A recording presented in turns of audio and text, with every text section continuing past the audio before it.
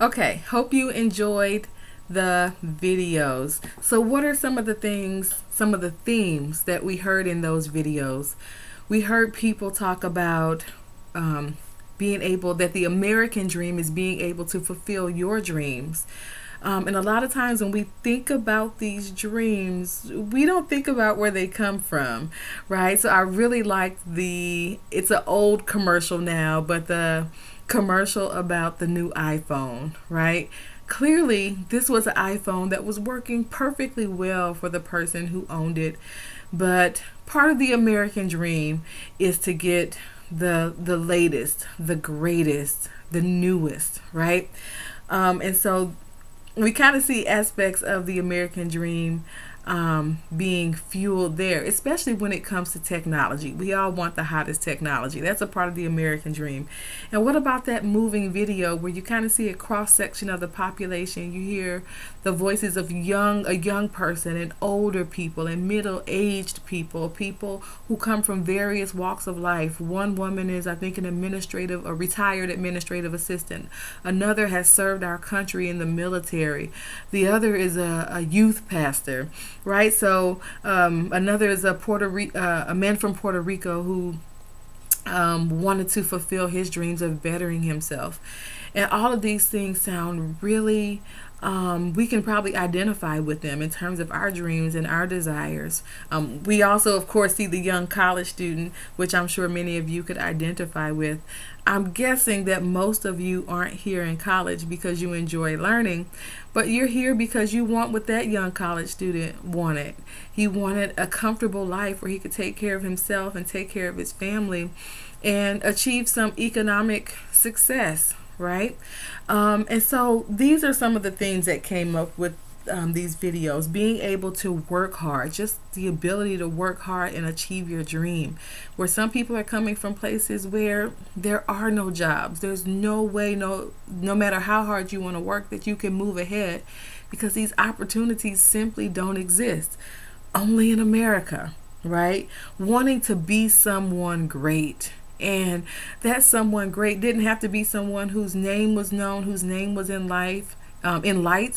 But to be great, again, was to be able to work hard for your family, to do the honorable and respectable thing, wanting a better life. Freedom is also something that came up. Access to education, being able to worship who and how you want. An equal chance of making it if you work hard enough. That's something that we hear a lot. You can achieve anything you want if you're willing to work hard enough, right? And then we have Mrs. Obama coming in and saying that because our ancestors have worked so hard for America to be the great place that it is today, we owe it to future generations to provide the same opportunities for them. That's also a part of the American dream. Remembering our past and building a better future for generations who are to come.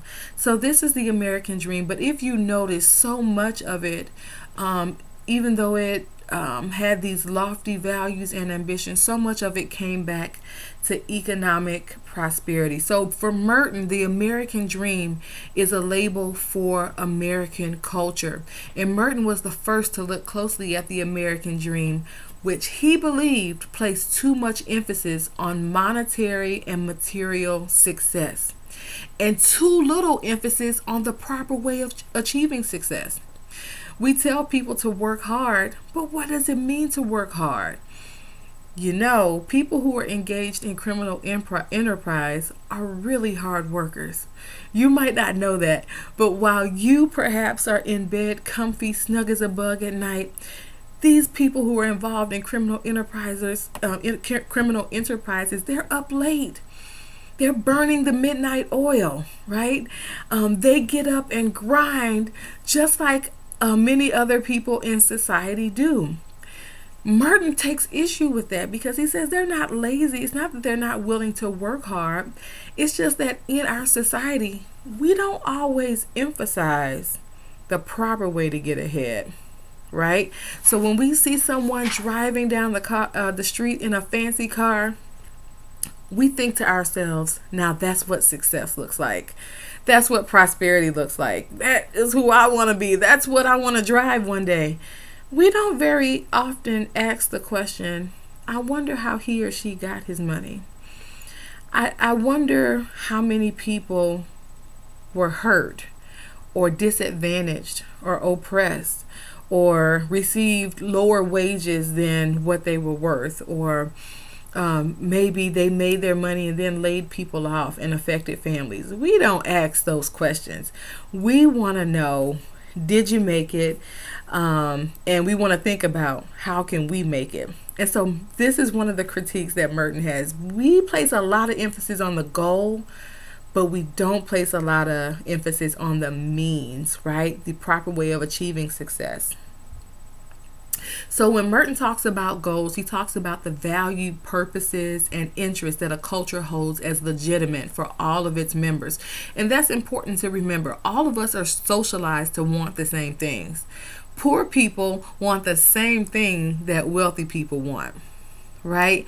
We all want the nice shoes. Now, we may have differences in our brands. One person may prefer Jordans or Nikes or whatever the fancy shoes are out now. I don't know. Whereas others might prefer imported alligator shoes. The point is, what is valuable is that we have fine footwear, however we define that. We want to live in places that have nice furnishings, and whatever our taste might be, whatever our dream might be, all of it points to success. And he says these are the goals that all of us are socialized to want. So we have to be careful, because a lot of times people who don't perceive that they participate in criminal behavior, sometimes we look at people who do participate in criminal behavior and we think that we're different from them. But Merton says that we're all socialized to want the same things. So even your goals and your aspirations, they came from somewhere. And a lot of times it came from your socialization experience. All right. So we could think about, for instance, as a class, what kinds of things do media socialize us to want? What kinds of things are you seeing on primetime TV and reality shows? I don't know if the show is still on, but there used to be a show called MTV Cribs, where you got to go inside the homes of stars and you got the tour and you got to see the fine way that they lived.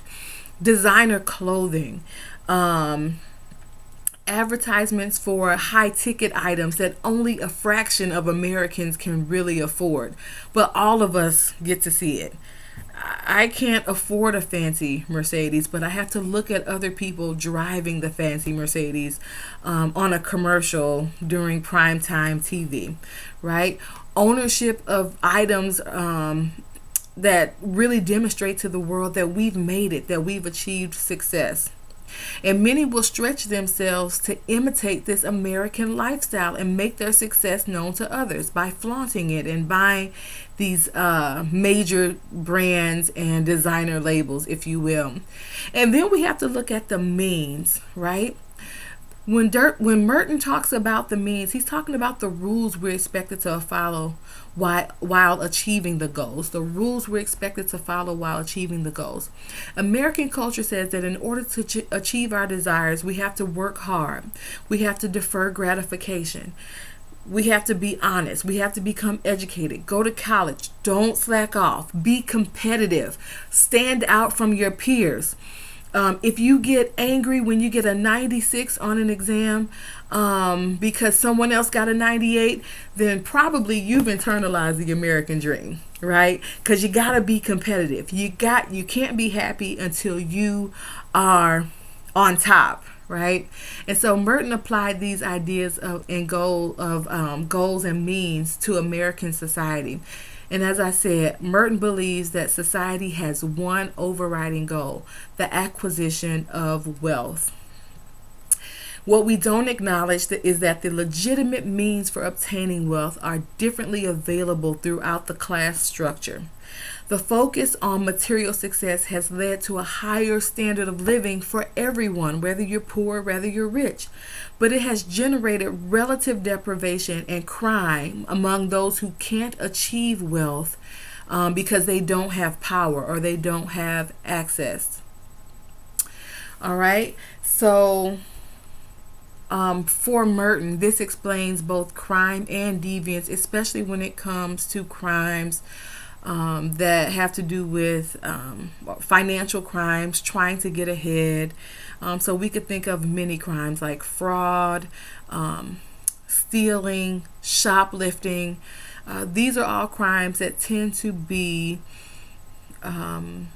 concentrated in lower classes, but we also have to recognize that the legitimate means for achieving them are not equally distributed. Okay, so let's quickly take a look at the next slide that is titled Merton's Individual Modes of Adaptation. All right, so there are 5 modes of adaptation here. If we look at conformity, these are people that meet social expectations at every point. They accept the cultural goals, that you have to work hard to get ahead, that financial success is the goal, and that's why there's a plus sign in that column. All right, so they affirm, right, that the cultural goal is the American dream. And they have the institutionalized means. These are people, or they embrace the institutionalized means. Again, they're willing to work hard. They're willing to get an education. They're willing to compete. And Merton calls these folks conformists. It's very interesting because it doesn't mean that conformists actually get ahead. It just means that they believe that what America has said is true. That you're supposed to get up and go to work every day so that you can have visible means of economic prosperity. Even when they don't achieve it, they may rationalize it as, I got to work harder, I got to compete more, right? And they go with the flow.